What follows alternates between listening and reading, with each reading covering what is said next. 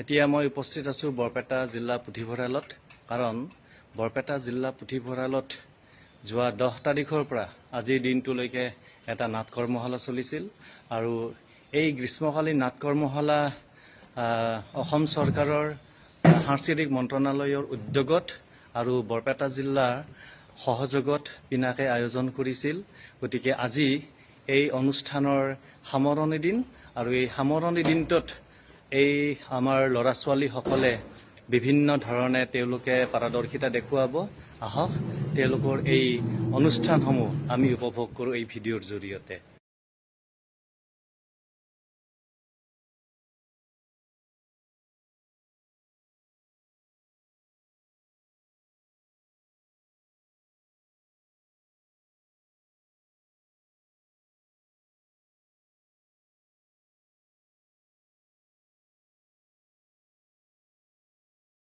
বৰপেটা সমষ্টি ভিত্তিত 15 দিনীয়া এই কৰ্মশালাৰ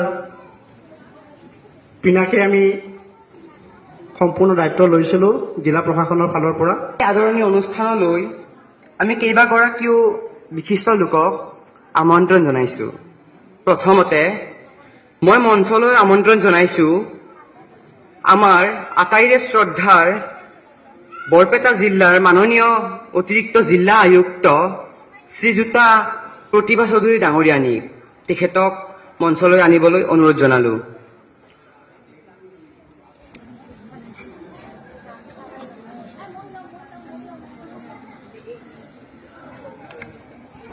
ইয়াৰ পিছতেই মঞ্চলৈ আমন্ত্ৰণ জনাইছোঁ মাননীয় শ্ৰীযুত হেমাংগ দাস ডাঙৰীয়া। তেখেতক মঞ্চলৈ আনিবলৈ অনুৰোধ জনালোঁ।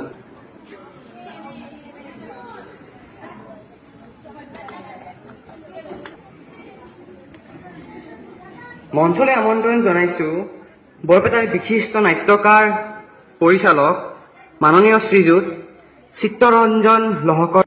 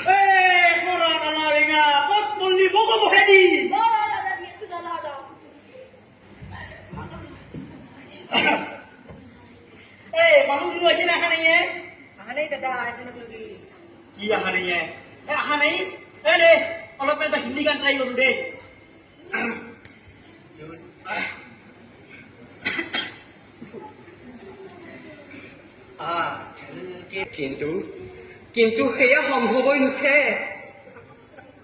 ইয়াৰ কাৰণ আমিবোৰ নিজেই।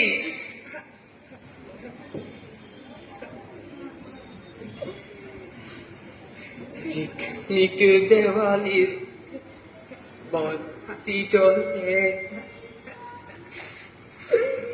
এন্ধাৰত কান্দে ঘুমে অকলে অকলে। ওচৰা ওচৰি দুটি ঘৰ, সেই দীপজানটো ৰজা ঘৰ, ৰজা ঘৰে হাঁহে মাতো, প্ৰজাতিৰ বন্তি নজ্বলে। ঝিকমিক দেৱালীৰ বন্তি জ্বলে, এন্ধাৰত কান্দে ঘুমে। বলে নোৱাৰো নহয়। কোন লয় 300 টকা? মই গৈ থাকো।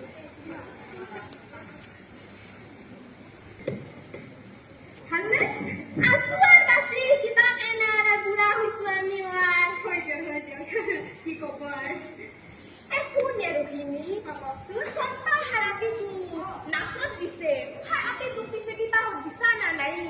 খুৰী আছে আছে। আমাৰ এই যে খুব ধুনীয়া আছে।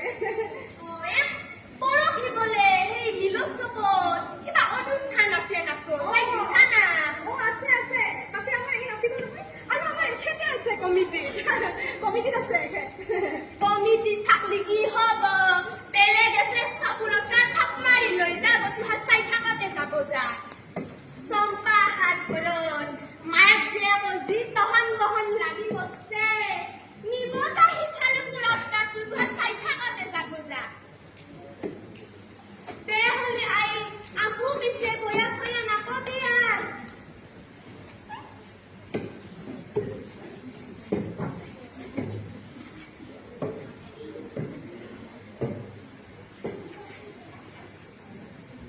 প্ৰীতি প্ৰীতি ক'ত পৰিলে গৈ?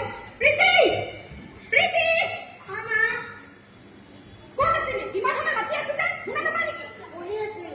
পঢ়াত পৰহি কম্পিটিশ্যন আছে, প্ৰেক্টিচ কৰিলি নে নকৰিলি? ঠিকেই ধৰিছে। মোৰ ছোৱালীটো নাম নাচিব। হয় নেকি? কি নাম? প্ৰীতি। বৰ ধুনীয়া নাম দেই। নিশ্চয় নিশ্চয়।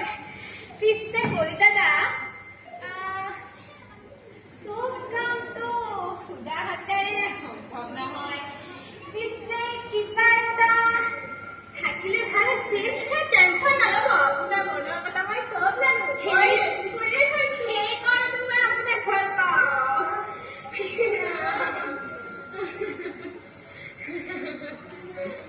দিয়ক পিছে মোৰ এটা জৰুৰী কাম আছে, মই গৈ থাকো।